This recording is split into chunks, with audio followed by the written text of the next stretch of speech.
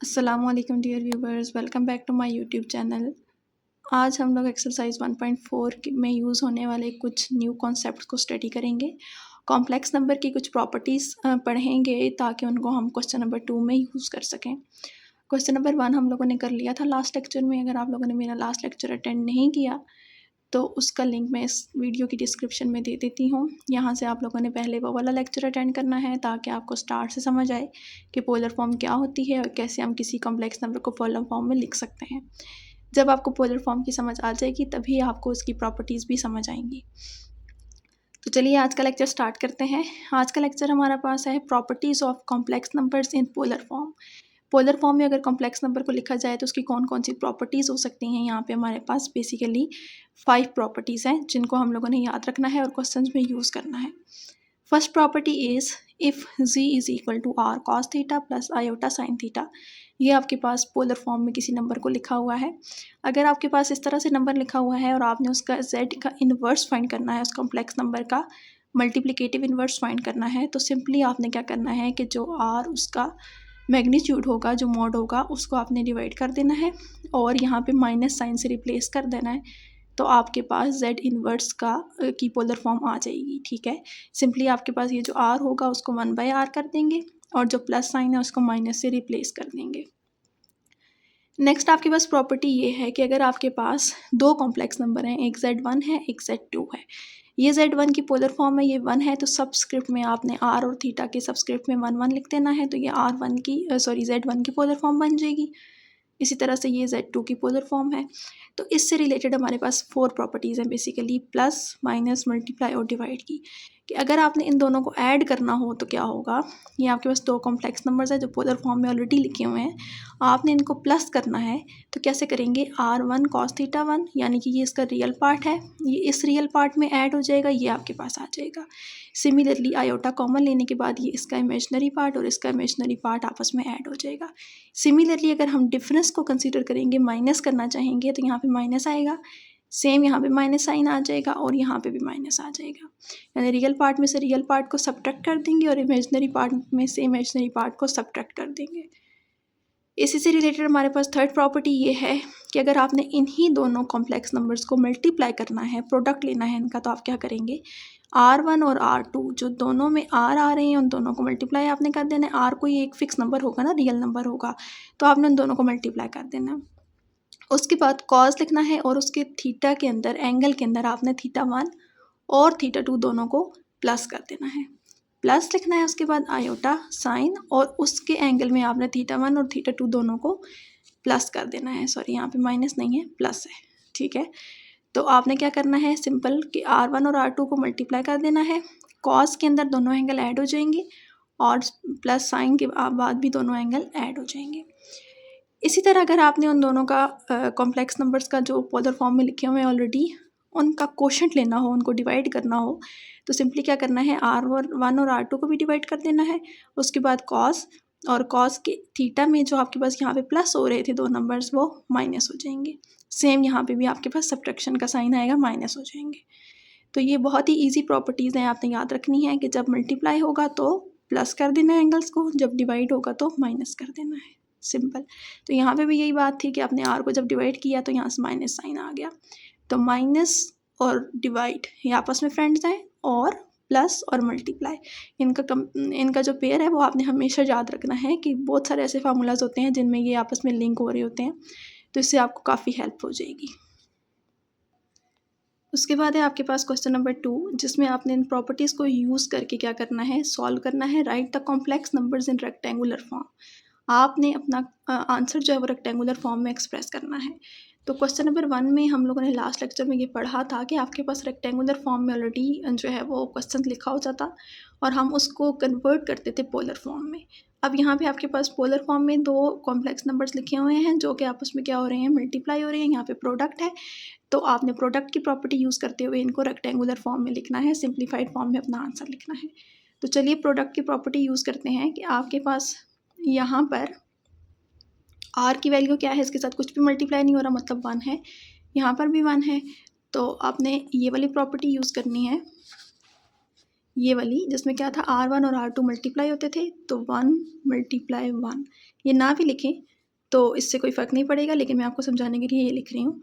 उसके बाद हमने क्या पढ़ा था कि कॉस के अंदर दोनों एंगल्स को प्लस कर लेंगे। तो यहाँ पर भी हम कॉस के अंदर ये पहले वाला एंगल π/6 एंड सेकेंड एंगल π/3 दोनों को ऐड करना है, प्लस लगाना है, आयोटा का साइन लगाना है, और उसके बाद साइन के अंदर भी दोनों एंगल्स प्लस होंगे, तो हम भी प्लस कर लेते हैं π/6 + π/3।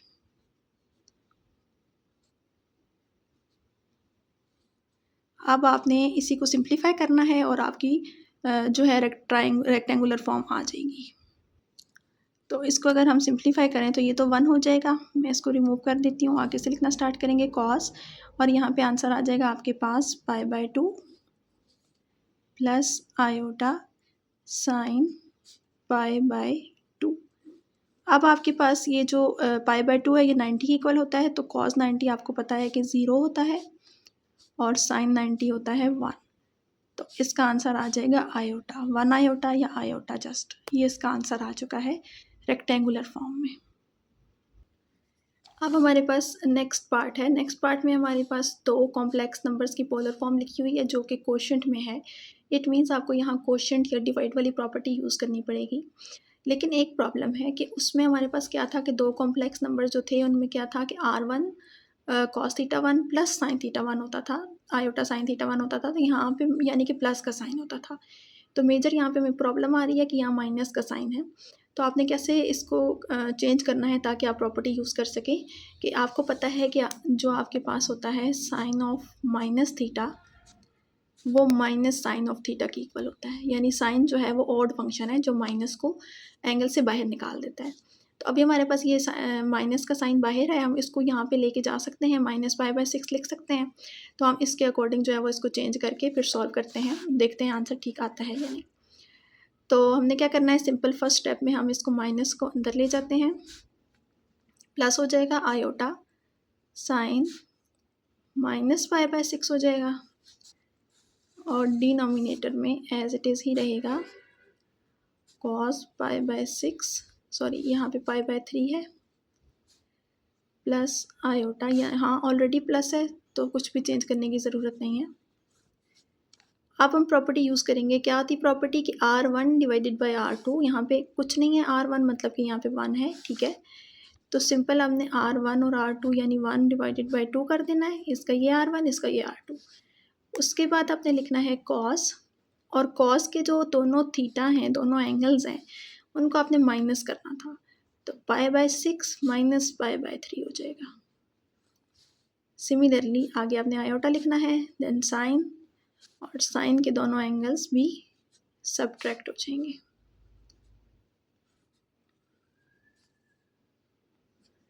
नेक्स्ट स्टेप में इसको सिंप्लीफाई करके लिख लेते हैं, 1/2 कॉज ऑफ -π/6 आ जाएगा, प्लस आयोटा साइन, और यहाँ पे आ जाएगा -π/2। इस माइनस को मैं बाहर लेके जा सकती हूँ, यहाँ पे आ जाएगा अगेन 1/2। ये कॉस जो है ये इवन फंक्शन है, ये माइनस साइन को एब्जॉर्ब कर लेगा, तो ये सिंपल रह जाएगा कॉज ऑफ π/6 होता है 30, चलिए आप π/6 ही लिखा रहने दें, और यहाँ पे ये माइनस साइन बाहर आ जाएगा क्योंकि साइन जो है वो ऑड फंक्शन है, वो नेगेटिव साइन को एब्जॉर्ब नहीं करता। अब हम इसको सॉल्व कर लेते हैं। तो जो आपके पास होता है cos 30 cos π/6, वो उसकी वैल्यू होती है √3/2, और जो साइन 90 होता है, ये 90 है ना π/2, तो वो होता है 1। अगेन इसको सॉल्व करेंगे, 1/2 √3/2 आ जाएगा, माइनस आयोटा। अब हम क्या करेंगे, 1/2 को अंदर लेके चले जाएंगे, तो क्या आ जाएगा √3/4 माइनस 1/2 आयोटा। तो ये इसका फाइनल आंसर आ चुका है। तो क्वेश्चन नंबर 3 स्टार्ट कर लेते हैं। क्वेश्चन नंबर 3 में हमारे पास ये हमें गिवन है कि if x1 plus iota y1 into x2 plus iota y2 up to so on xn plus iota yn is equal to a plus iota b। ये आपको गिवन है कि अगर ये एक्सप्रेशन इसकी इक्वल है तो आपने क्या करना है, शो करना है कि x1 का square plus y1 square into x2 square plus y2 square up to xn square plus yn square is equal to a square plus b square. तो आपने ये प्रूव करना है। अब आपको यहाँ से समझ आ रही है कि अगर ये स्क्वायर है, हर जो है वो इसके रियल और इमेजिनरी पार्ट पे स्क्वायर स्क्वायर आ रहा है, तो इट मीन्स यहाँ से आपको हिंट मिल रही है कि आपने क्या अप्लाई करना होगा, यहाँ पे मोड अप्लाई करना होगा, यानी कि मैग्नीट्यूड फाइंड करना होगा, एब्सोल्यूट वैल्यू फाइंड करनी होगी। तो आपने क्या लिखना है यहाँ पे, अप्लाई एब्सोल्यूट वैल्यू, या फिर आप मोड भी लिख सकते हैं, ऑन बोथ साइड्स। अच्छा, तो अब मोड अप्लाई करेंगे तो आपके पास क्या हो जाएगा, जो आपका गिवन है ना, ये इसकी बोथ साइड्स पे आपने मोड अप्लाई करना है। गिवन साइड्स ऑफ इक्वेशन 1 लिख लें आप यहाँ पे, और इसको आप बोलेंगे ये इक्वेशन नंबर 1 है, ठीक है। अच्छा, अब आपने इक्वेशन 1 की बोथ साइड्स पे मोड अप्लाई करना है, तो आपके पास क्या आ जाएगा, mod of x1 plus iota y1 into x2 plus iota y2 up to xn plus iota yn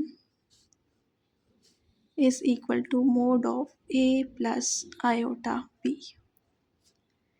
इसके बाद आपको मोड की एक प्रॉपर्टी याद होगी कि अगर आपके पास यहाँ पे प्रोडक्ट है, ये 3 टर्म्स हैं, 3 नहीं बल्कि यहाँ पे बहुत सारी टर्म्स हैं दरमियान में, लेकिन हमें 3 नज़र आ रही हैं, तो इनका प्रोडक्ट हो रहा है और उसके मोड अप्लाई हो रहा है। तो अब जब हम मोड ओपन करेंगे तो हर टर्म के ऊपर सेपरेट मोड आ जाएगा, यानी कि mod of x1 plus iota y1 आ जाएगा into mod of x2 plus iota y2 आ जाएगा up to mod of xn plus iota yn आ जाएगा। सेम यहाँ पे ऐसे ही रहेगा। उसके बाद आप लोगों ने क्या करना है, अब मोड को हमने ओपन करना है, यानी जो हमने कॉम्प्लेक्स नंबर में पढ़ा हुआ है कि मैग्नीट्यूड कैसे फाइंड करते हैं, square root of x1 square plus y1 square, यानी रियल पार्ट का स्क्वायर प्लस इमेजिनरी पार्ट का square. Similarly x2 square plus y2 square and up to square root xn square plus yn square. Same यहाँ पे आपके पास क्या आ जाएगा, square root a square plus b square. उसके बाद आप क्या कर सकते हैं, अब आपको जो प्रूव करना था उसके अंदर देख सकते हैं आपकी रिक्वायर्ड टर्म तो आ चुकी हैं, लेकिन इनके ऊपर स्क्वायर रूट आ रहा है, जबकि आपके टू प्रूफ के अंदर स्क्वायर रूट कहीं पर भी नहीं है, ना लेफ्ट साइड ना राइट साइड। तो आप क्या लिखेंगे यहाँ पे, taking square on both sides. Square root को रिमूव करने के लिए आप क्या करते हैं, स्क्वायर लेते हैं। लेफ्ट साइड पे आपके पास टर्म्स का प्रोडक्ट आ रहा है, तो प्रोडक्ट में जब स्क्वायर आएगा तो हर टर्म के साथ कैंसिल आउट हो जाएगा। अगर यहाँ प्लस या माइनस होता, एडिशन हो रही होती, टर्म्स ऐड हो रही होती, तो तब आपके पास क्या होता कि आपको फार्मूला अप्लाई करना पड़ता, सिंपल कैंसिलेशन नहीं हो सकती थी। तो अब मैं एक स्टेप स्किप कर देती हूँ कैंसिलेशन वाला, तो आपके पास डायरेक्ट आंसर आ जाएगा x1 square plus y1 square into x2 square plus y2 square up to xn square plus yn square is equal to, यहाँ से भी स्क्वायर रूट ख़त्म हो चुका है, तो ये आपका प्रूव हो चुका है जो आपने प्रूव करना था। इसी क्वेश्चन का नेक्स्ट पार्ट है, इसको भी आपने सॉल्व करना है। गिवन आपके पास इसमें भी वही है, तो इसमें आपको यहाँ से tan इन्वर्स नज़र आ रहा होगा, तो tan इन्वर्स से हमें ट्रिक जो है वो हमें हिंट मिल रही है कि हमने क्या करना होगा, यहाँ पे आर्ग्यूमेंट अप्लाई करना होगा, क्योंकि आप जानते हैं कि आर्गूमेंट यानी थीटा का क्या फार्मूला होता है, tan inverse of pi by x, जो हम लोगों ने प्रीवियस लेक्चर में डिस्कस किया था। तो यहाँ से हमें हेल्प मिल रही है कि हमने क्या करना होगा, आर्ग्यूमेंट अप्लाई करना होगा जो आपका गिवन डाटा है। तो आप क्या लिखेंगे, apply argument on both sides of equation number 1। तो अब आपने क्या करना है, इक्वेशन नंबर 1 क्या थी हमारे पास जो हमें गिवन थी, x1 plus iota y1 into x2 plus iota y2 up to xn plus iota yn is equal to a plus iota b। तो दोनों साइड पे मैंने क्या लिखा है कि आर्ग्यूमेंट अप्लाई करें, तो आपने सिंपल यहाँ लिख देना A R G argument, same यहाँ पर भी ए आर जी आर्ग्यूमेंट जी। तो जब आर्ग्यूमेंट अप्लाई करेंगे तो अब यहाँ पे आप देख सकते हैं कि लेफ्ट साइड पे आपके पास आर्ग्यूमेंट की प्रॉपर्टी यूज़ होगी, क्योंकि यहाँ पे टर्म्स का प्रोडक्ट आ रहा है, मल्टीप्लाई हो रही है टर्म्स। तो जब आपके पास टर्म्स का प्रोडक्ट होता है, तो जैसे आप लोगों ने ऊपर वाले फर्स्ट वाले पार्ट में आपने ये पढ़ा था कि जब आप मोड की प्रॉपर्टी ओपन करेंगे तो आपके पास जो है वो मोड अलग अलग अप्लाई हो जाएगा। तो यहाँ पे आर्गूमेंट की ये प्रॉपर्टी है कि जब आप इसको ओपन करेंगे तो आर्गूमेंट अलग अलग तो अप्लाई होगा, लेकिन उसके साथ ही क्या होगी, टर्म्स प्लस हो जाएंगी। जैसे आपने लॉग में ये पढ़ा हुआ है कि अगर 2 नंबर मल्टीप्लाई हो रहे हैं तो उनका सेपरेट लॉग लेने से वो टर्म्स ऐड हो जाती हैं। तो कहने का मतलब ये है कि आपके पास क्या हो जाएगा, argument of x1 plus iota y1, उसके साथ प्लस का साइन आ जाएगा, argument of x2 plus iota y2 plus up to सोन, और यहाँ पर भी ये आ जाएगा argument of xn plus iota yn। और राइट हैंड साइड पे आप देख सकते हैं कि इसका जब आर्ग्यूमेंट लेंगे तो आपके पास क्या होता है, argument tan inverse of y by x, यानी यहाँ पे b है हमारा और नीचे a है, और उसके साथ आपके पास जो होता है पीरियड वो ऐड करना होता है 2k पाई। तो ये ज़रूर लिखना है आपने। तो लेफ़्ट साइड पे भी आप आर्ग्यूमेंट ओपन कर लें हर टर्म का, तो y1 बाई x1 आ जाएगा, y2 बाई x2 आ जाएगा, yn बाई xn आ जाएगा, और राइट साइड पे आ जाएगा tan inverse of b by a plus 2k pi. Sorry, यहाँ पे हर किसी के साथ आपने tan इनवर्स भी लिखना है, यहाँ पे भी आएगा tan इनवर्स, सेम यहाँ पे भी tan इनवर्स आएगा, ठीक है। आर्ग्यूमेंट का फार्मूला होता है tan inverse of b by a। उसके बाद आपके पास ये टर्म्स ऐड हो रही हैं तो इसको हम समीशन की फॉर्म में लिख सकते हैं लास्ट स्टेप में। तो हम समीशन यहाँ भी यूज़ कर लेते हैं, क्योंकि आपके क्वेश्चन में जो आपका 2 प्रूफ है उसमें समीशन यूज़ हो रहा है। तो हम यहाँ पे r यूज़ कर लेते हैं। r की वैल्यू है 1 से n तक। ये जो आपके सबस्क्रिप्ट है ना, उनको आपने यहाँ समीशन की फॉर्म में लिखना होता है। तो ये हो जाएगा tan inverse of y r by x r आ जाएगा, और right hand side as it is आ जाएगी tan inverse of b by a plus 2k pi. तो यहाँ पे हमारा क्वेश्चन नंबर 3 भी कंप्लीट हो चुका है। आई होप आपको यहाँ तक कोई कन्फ्यूजन नहीं होगी। नेक्स्ट क्वेश्चन नेक्स्ट लेक्चर में करेंगे। तब तक के लिए अपना बहुत ख्याल रखिएगा, दुआ में याद रखिएगा। मेरे चैनल पे नए हैं तो सब्सक्राइब कर दें, और वीडियो अच्छी लगी हो तो लाइक कर दीजिएगा। अल्लाह हाफिज़।